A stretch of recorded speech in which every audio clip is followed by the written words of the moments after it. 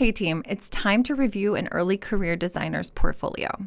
I'm Megan Thomas, and I'm a senior UX designer with over 9 years of experience, mostly in enterprise software, but also with startups. And I've also done a lot of contract work, so I've seen companies big and small. I've also taught 3 cohorts of the UX UI bootcamp at UC Berkeley, a 6-month/24-week UX UI bootcamp where we go through UX research, UX design, UI design, information architecture, web development, all of it, you name it. I've had the privilege of teaching and mentoring over 300 early career designers as they make a career shift into the UX industry. I'm particularly excited about mentoring early career designers, and I started this portfolio review series because I don't see anything like it out there. My goal with this review is to share my impression of the portfolio, what I see as a senior designer, and give some actionable feedback for things that you can do to improve your portfolio as you look for a job in the UX industry. I do this in a very stream of consciousness kind of way. I share my screen. It's like a cognitive walkthrough. I will talk through what I see and what I'm thinking as I go through at least one case study. Now remember, my opinion is just mine. And I think you should get at least 3 opinions on your portfolio before making any major changes. I would also love to encourage any designer of any level to weigh in on this video and on my portfolio review because I think this is how we learn together. I believe a rising tide lifts all boats, so let's succeed together. All right, with that, let's get started.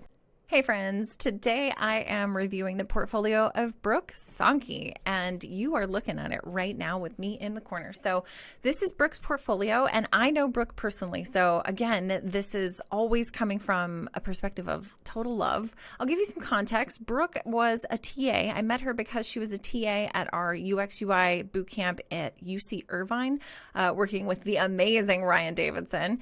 And she also completed the same bootcamp in 2019. So she has had a lot of time to work on her portfolio. However, when she was a TA, she was really focused on being a great leader and developing her own leadership skills and being a good TA to those who were in the bootcamp that she was TAing. That also was just a really long ramble.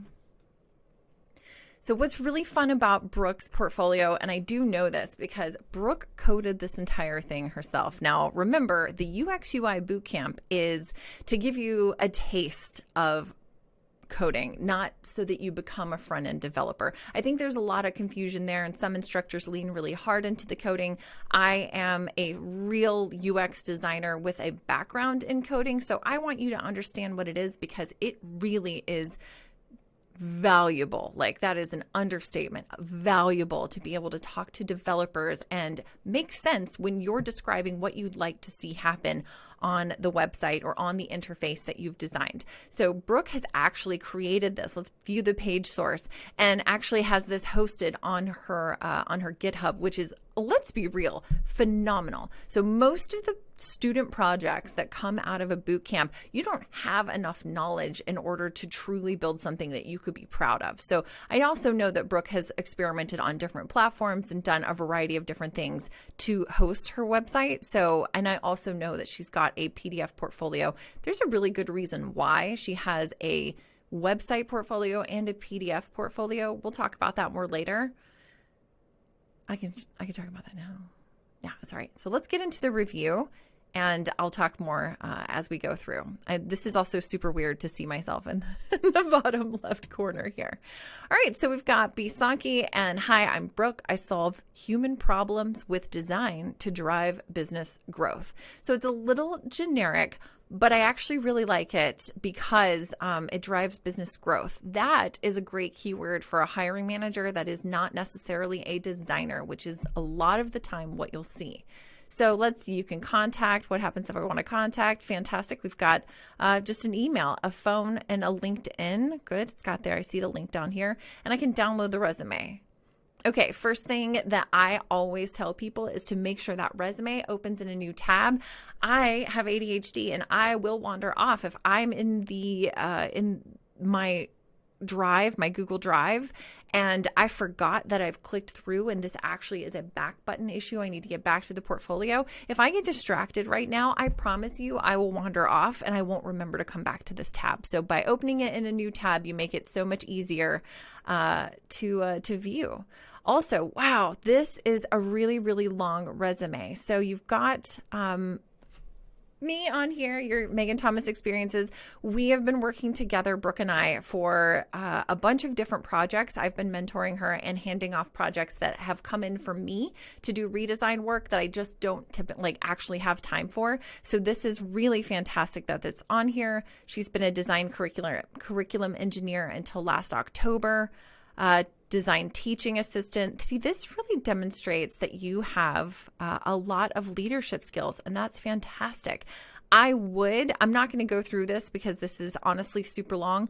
I would actually narrow this down a little bit more. I'd add a couple of bullet points here that are specific to the activities that you took. So you just had, or the activities that you did. You just had a project for a private investigator website that we worked on, and you should definitely have some indication here. So let's come back and look at what those bullet points are and bring this down to something a little bit more actionable. Get people through your resume quickly so that they think, I should definitely contact you. 4 pages is a lot for an early career designer. I know you've got experience that aligns with this, but we should probably keep this down to like 2 pages. I constantly edit down my resume to maintain that 2 pages. It's not a curriculum vitae. That's not what we do here in the US. This is just a resume. And if you don't know the difference, do a quick Google on the difference between a curriculum vitae, a CV, and a resume. And a CV is like every single thing you've ever done in sequential order from the beginning of your career to the most recent experience. And it's too much detail. It's for like the ultra professional level of career options, jobs. Like, we don't need that. So let's keep this to a little bit less, maybe 3 pages, but 4 is bordering on, it's too long, I'm not going to read it. Or worse, they're just going to think that maybe you don't have the right kind of experience, or it's not relevant. It's giving them a reason to cull you from the list without really giving you a shot. So make it easy for them to say yes. All right, so we've got Let's Connect. I'm really loving that you coded all of this. It's been a really long time. Why do we have a contact button up here and we have one right here? I think I would keep this here because this is almost missable, because this is the white space and it's just a 3-column layout and it's super simple. I can't even scroll down. There's nothing on here. I would consider maybe removing that contact button in the top right side, or adding that download resume and contact there, because I'm assuming, I'll be able to see that as well. So I would definitely say maybe the download resume and contact go up here, but also keep them here. It just feels kind of weirdly naked that it's all by itself. It's so sad. It's by itself. All right, so let's see. Do we want to look at local arts event hub mobile? Now I'm going to do the rapid Netflix desktop prototype for student usability testing. So what was the problem? Students needed a website for usability testing for content launching in less than a week. That is normal. People needing a really quick turnaround on some kind of proof of concept as a designer, this is not unheard of. So it's really exciting that you had 1 week to come up with something really, really important and helpful. And also 30 plus students were going to be able to successfully practice a usability test on that. The impact, the solution, a testable low fidelity prototype. I would add some sort of accessibility under here, some kind of typical link underline, maybe even an outline, a highlight, something, because I could barely tell. It was only out of the corner of my eye that this looked like a different colored text than the rest on the page. And then I just happened to hover my mouse on it. Don't assume someone's going to know that that is a clickable link. However, we've got you over here on, nice. Oh, wow. And it's got interactivity and hover effects. Dang, good job. That you had to put together so incredibly fast. All right, let's get to there. The summary is 1 week before curriculum content was released, our team realized students had no way of conducting the usability test assigned in their homework. As the resident Figma expert on the team, yes, I had a week to make a Netflix prototype before the product launched. Using a design system and Figma features for efficiency, I created a rapid prototype with a user-relevant feature that could be tested for usability. Tell me more about this user relevant feature. What was the point of the usability testing? Were they writing their own usability tests based on what they could see on the screen, or is it a usability test that everybody had to conduct the same thing? I'm kind of curious what this was for and like what the students got to experience. Were you able to talk to any of the students afterward? Were you able to contact? Is that it's work portfolio? Okay, view full case study. Ooh, let me see. Oh, nice. Okay, cool. So the rapid Netflix desktop prototype for student usability test practice. I would probably left align that because it's just a little bit more cognitive load for that, but it's still really beautiful. The project, Team at 2U developed curriculum for UX UI courses. For this project, Netflix sponsored a UX research course that would be launched at HBCUs. Yes. The problem, they needed a website for usability testing. They couldn't use the actual Netflix website. That would be a barrier. Nice. Students would need a paid account to access the site. So this would be a barrier for many students. Yeah. You had 1 week to build a prototype for the Netflix site. What? Fantastic. So your approach was to prioritize the student experience. An MVP is a testable desktop website. Can I make this bigger? I can, can't I? Oh, hello. And then be quick and efficient. I had 1 week, so I used a combination of the following to work efficiently. Screenshots, the Netflix design system, Figma features including auto layout, components, and variants. Yes. Can I? No, I cannot. All right. I'm trying to navigate using buttons and it's not working. Design system audit, discovering the design system. Yes. Annotations highlight and label identifiable design system components. Nice. This audit saved me time I would waste trying to find them as I built. Then I set up the templates.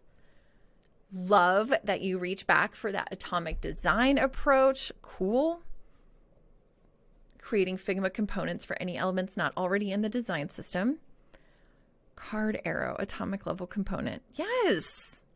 And you showed the default and hover variants. So you're demonstrating that you understand the variance method, the feature in Figma that allows you to create variants, which shows that you have the ability to design consistently, that you understand what the need for that design system is. Yeah. And that you can work with existing design systems. With the smaller components, I created a reusable design library, top bar navigation. Yes. Auto lay it all out. Easily space and align the components on the page. This looks like it may just not fit up here, and that maybe it's just that space is weird. I don't know why, but that feels like it should be extended a little further, like components should fit on that line, but it's not a big deal. Desktop template. I love that you're using a grid and you're demonstrating using a grid. A lot of people think that's ugly. I don't want people to see that. But honestly, it's great to know that you're using a grid. It means that you know that you're aligning according to a hierarchy, according to the space available, and not just like, I don't know, anything goes anywhere. Wrapped up the first iteration. Yes. Template version 1. Also loving that you said that template version 1. So what I'm thinking I'm going to see is that there's going to be multiple templates. Feedback time. Yes. Creatively blocked. Send help. I had 1 day until the product would be seen by students, finding myself stuck, knowing how much work I had left to do. I sought out help and feedback from my team. That's huge. It is so hard to admit you don't know everything. It is so hard to admit when you need help. It's also really hard to recognize when you need help, because a lot of situations, and I'm trying not to cast any aspersions on the situation that you were currently in, but there was a lot of stress and drama around this time in the company. This is actually about the time that I left the company to move on to the job that I had. And we knew this particular project was kind of winding down. So you're feeling creatively blocked. There is an actual hard deadline that is looming, and the anxiety levels cannot be understated. So this is huge. Talking through what you were feeling and what you were experiencing really brings me, as someone who could hire you, on side to go, wow, you've handled stress. I can tell that, but you also know when to ask for help. And that's huge. That cannot be overstated. Is this prototype enough for students to test? Oh no, not really. Oh, I'm loving the emoji. That actually made me make the squinty face. I was doing too much and not enough. Too much real content and not enough missing feature to test. So they couldn't realistically make usability test scenarios from the prototype I created. All right, needed to add a feature that they could test. No time, no sweat. Thanks, components. Ooh, this is so good. This is really well written. Stop the endless scroll. This is a really good use of like product imagery that you might have found online or on a photo, like Unsplash. This is great. Scrolling for endless lengths of time. Yeah, we struggled with that last night. Can't decide what to watch. Limit my options or surprise me. Ooh, that's cool. Okay. So I think that's Fitz Law that we talk about 7 items at a time that we can only hold a certain amount. And that's like give or take a few, right? Depends on how much other cognitive processes you have going on. This is so good. All right. And then the final prototype. You should always keep versions of your work. This is something I struggle with as well, but remembering to say, oh, okay, so here's this, I've presented this and I've got feedback on it, rather than coming back into my project and just making changes, you should definitely be able to see how far you've come. So like basically grab all that, duplicate the page in Figma, and then continue, because then you have multiple versions to look back and go, oh, that's when I had that really good idea, but I couldn't include it because the product at the time just didn't have the room. So don't erase things. Definitely add to it, iterate and test, right? Nice. This is so great. Limit my options. We think you'll like these. Or, let's see, what was that next thing I wanted to see? Okay, I couldn't get back from here. Wait, there we go. Or surprise me. Ooh, okay, so that's showing that like that's how Netflix would just play. Really cool. The results is this usable. So the instructional staff reported student confusion around how to test this prototype, and the staff also didn't know why that the prototype was low fidelity. Oof. Immediate solutions, yes, it's usable. Great. They only had a week to complete the homework with no time to slow down. This was an efficient solution. Lo-fi prototypes are often tested for usability. Yes. And then investigate the issue. Conduct usability tests on the homework assignment with the students from the next cohort. Ooh, observe responses to the homework or prototype from within the classroom, or interview the original cohort's instructional staff to understand exactly what about the prototype was confusing and how much of a blocker it actually was. Brooke, this is a really fantastic story that you've told. I haven't even seen this whole case study, and I'm super impressed. I appreciate your thought process. Like, you didn't show me all of the nth degree of detail about your work. You showed me how you approached the work holistically, how you thought about the big picture of it. And you showed me how you iterated and tested. And no, we don't always get to come up with the absolute best solution right off the bat. It's not going to be perfect your first time designing something. In fact, if you design something perfectly the first time, you probably missed something. If I feel like I have completely nailed it on the first go, it also makes my product manager wonder, well, what else did you think about that you didn't tell me about? Is there anything that you didn't think about that I should add to it? Like, it's like showing your math in school. We want to know that you actually got to the answer the right way, not just because you made a wild stab in the dark and you happened to get it right. So this really demonstrates that you understand like what exactly was expected of you. You knew to stop and ask for help when you were getting frustrated. I'm loving this. This is totally adorable. And yes, it's usable immediately, knowing that you would like to come back and reiterate on this project. That's really good. That's a good real world project. What would I say about this page? Does this explain enough about it? So yeah, you've got the low fidelity prototype, which is here, and then the view the full case study. Ooh. I would probably make view full case study, like the button a little bit bigger, and I wouldn't put the contact here. I'd keep the contact in the top page although maybe that should be a sticky header, because that case study was really, really powerful. What would I suggest adding here? We do want to see how it turned out.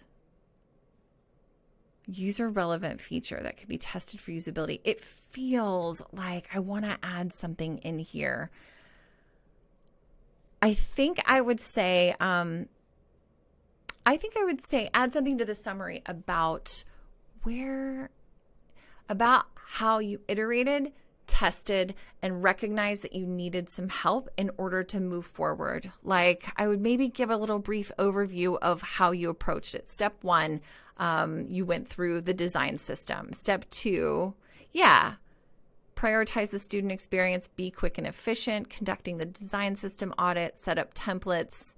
I would maybe go through and say, first conducted design system audit, identified what I needed, created templates, and then built the user flow, tested and iterated, got feedback, called for help when I needed it. Like, add some kind of context here, but I think for like a super quick snapshot, this is still pretty good. It still was compelling for me, but that might also be because, I like you. So let's actually find out like what other senior designers think about that. I also want to look at something else. This is fun. Gamified plant care. Oh my goodness. Yes. Okay. Potted plants have a lack of time, knowledge, and reminders. Do we know this for sure? Yeah. Yeah, we do. Yeah, we do. Yeah, we do. Plant mom / have murdered a few plants myself. Loving the case study. What'd you do? So you worked with one other person, you did UX research, and then UX and UI design. I would add a little bit more context on exactly what you contributed. This is something I literally just talked to a design director at Microsoft the other day, and something that they pointed out was, we want to know quickly what exactly you contributed. So I love that it's only a couple of people on your team, and that is super helpful, so that it's not super convoluted with a bunch of other people's work, but add in some actual steps, some examples. Like, I developed the research plan. I sourced 30 interviews or 30 people to answer my survey. I conducted interviews with 5 of these folks and created affinity diagrams. Like, what is it that you did for this project? Love that you've got the visual and you used a different design process than was typically covered in the boot camp. So that's super helpful. I also want to know, did you ever return back to this in your design process? Did you come back and go, this is when I knew I was shifting into phase 2? We'll find that out here in a few, won't we? So phase 1 is understand. Might want to double check that this is really readable. This might be it's a really vibrant green, which improves the readability, but it is green on white, which has kind of reduced contrast. Research, discovering the root emotion. You're really good at writing. I like this. To uncover the why behind the problem of poor plant care, we developed a user research plan and interview plan. How did you do this? Was that collaborative? Research results and user insights. Let's make this a little bit bigger again. My mood improves. 5 in-person user interviews revealed how people feel about maybe their plants. If it's not hard to take care of. Oof, I feel that. Why aren't they able to keep them alive? Well, oh gosh, there's so many reasons. I'm excited to know what limitations do you face owning or maintaining care of plants?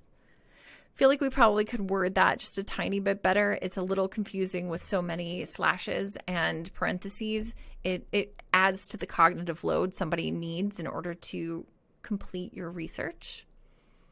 Okay, you got 19 participants. Feels like you probably could have found a few more, especially if you had about 6 weeks to conduct this project. Given more time, I would have liked to collect more survey data. Yeah, good. A more clear target market. See? And you addressed that. So my first qualm is that you had only 19 participants, and I know a ton of people have plants, but you also want to look back and collect more. Fantastic. Plant death, cause of death unknown. I don't know how it died. Oh my gosh, this is awesome. Lacked information on proper plant care, regularly forgotten to take care of their plant. Plants often die because it is unexpectedly inherited by its final owner. Woof. Final destination. Death of these plant gifts comes with additional guilt. Yep. Pets take priority. Yeah, this is really good insight. This is better research summary than I think I've typically seen from any boot camp experience. Love that this is like contextually design appropriate with the wreath and stuff. Cute. Now I want to know what that is. Okay, so these are competitors that are apps. Similar ideas exist. Doesn't mean you can't create a new one. Both archived plant care info and a fun interactive interface. That is true. Really great quadrant development. List view, fun interactive interface, from archived plant-specific care info to manual input of care info. Oof. Our goal is to be super easy to use and relevant and fun. This is great. Nice. Okay. Jean LeBlanc. Okay. Defining the user. So I know we typically tell people to create personas in boot camps, and this is not an out of line persona. Lots of times it feels like they're just completely made up, but the known habits, that's actually helpful to get a picture of this person, not just like likes to be on, what is that? Personality, outgoing, extroverted versus introverted. Those sliders, those don't help. Pain points, goals. Ooh, I like this. Annoyed when she feels she's forced to do something. That's relevant. Plant care story. This is a really good user journey. A new hope. Love. How can we prevent Jean from worrying about the death of her new plant? User journey map. Love. Neoplants. I like that. But I was also an early adopter of neopets. My poor pets are dying still. Ideation and brainstorming. This is a really beautifully done portfolio case study. Tamagotchi. Yes. An implant sensor, some little IoT stuff. That's an idea. Oh, this is cool. Reserve this for future steps. Love it. Ideation and brainstorming. This could be a little bit more clear. You could probably recreate this with a nice visual. Creating some user flows. Yes, an actual paper prototype. Yes. Yeah. Hindsight view. I'm loving the adding of the hindsight view. This is clearly refined after you completed the boot camp and you had more time to come back and go, all right, we rushed through this as part of the boot camp, but we actually took this on kind of as a real world project afterward. It looks like. I know you didn't have 6 weeks during the boot camp to do this. This is great. Nice. Switch to another garden. Too many steps. Thought the title bar was a drop-down menu. Good to know. All right, so we made it a drop-down menu. Nice. Oh my gosh, this is fantastic. Oh, Jimmy, we named them. Nice. I love that you called it out as UI and style were solo work. I know you in particular enjoyed leaning into branding. This was research focused, but you wanted to play with what the visual design and UI might look like. Love. So this is a demonstration of, hey, I took what I knew and then I went outside the boot camp and I continued to hone my skills, created a logo and a water plant animation. Yes. Logo design first iterations. I know this isn't necessarily covered by the boot camp at all. So this is really exciting that you took this further and showed some initiative. Okay. Blossom the coach, endearing yet still accessible to adults. Adorable. So you picked the illustration that you felt adults would enjoy being coached by. Did you test that? Tried a few different iterations. It would be really nice to know, especially since this was originally a research project. Did you come back to any of those user testers or those user interviews and ask them what they would like in this experience? I love it, but I also feel like it would be really good to validate that with potential users. Really good style tile. Loving these little characters. That's adorable. This is so fun. Cartoon-like elements with a balance of sophistication. High fidelity wireframes. This is so cute. I noticed that we've got some basic text here, like some like a sans serif font, and then you've got a serif font here, and then you've got a display font here at the drop down. Just making sure that we're not using more than 3 is a lot of fonts. I would definitely look at 2 with maybe some variations of them, but this still looks good. And then ooh. High fidelity prototype, future goals, success metrics. Oh, very good. I love that you've come up with success metrics. Pets or decor. Pair the app's triggers with home maintenance activities. Nice. I actually just did a video yesterday about BJ Fogg's Tiny Habits, who he talks about being able to pick up a new habit is much easier when you augment things that you already do with small tasks that help you build that habit. So what he did was added 2 push-ups to his process after he went to the bathroom before he washed his hands. Your hands are already dirty. So he did 2 push-ups on the floor and then washed his hands and made it so much easier to get back into the habit of small workout activities. So this is super smart. It leans into behavioral design. This is great. And I realize now, because you also did behavioral therapy with kids that had, I don't remember what issues, we'll just say issues. They had some behavioral issues and you worked with them on therapy. So you understand behavioral therapy or behavioral design and how to help people become the best version of themselves. So this is super smart. I would definitely call that out. Oh my gosh, Brooke, this is really awesome. I'm super excited. Oh, let's see, log in. Okay, I guess I sign up. What do we got? Sign up. Home garden. I'm going to add Blossom, your friendly flower plant care guide. Is it a flower plant or just a care guide for plants? To your first garden, let's add some plants. Plus, press the flower.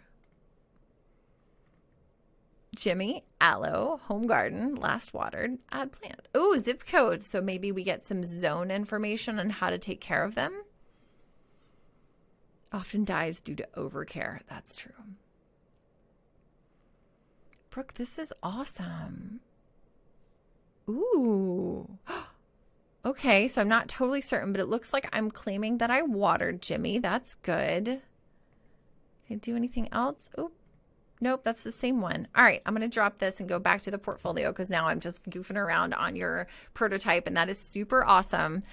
I would consider adding a GIF in here because that was super adorable, and you've really taken it way further than it seems the original project was about. I think the original project was just research, and you really took this so much further, and I love it. It looks like that is also a link. I would make that link visible and accessible by putting some sort of indication on there. The underline is just fine. Oh, Brooke, this is fantastic. Okay, so thank you so much for allowing me to review your portfolio. I will post this on YouTube, but I will also get it to you as soon as possible.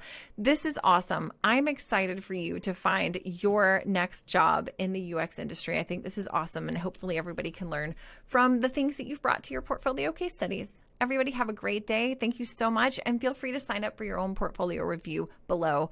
You do not have to agree to have it posted online. I will do your portfolio review for free, regardless of whether or not you want it posted. So thank you for letting us learn from you. I hope everyone has a great day. Bye-bye.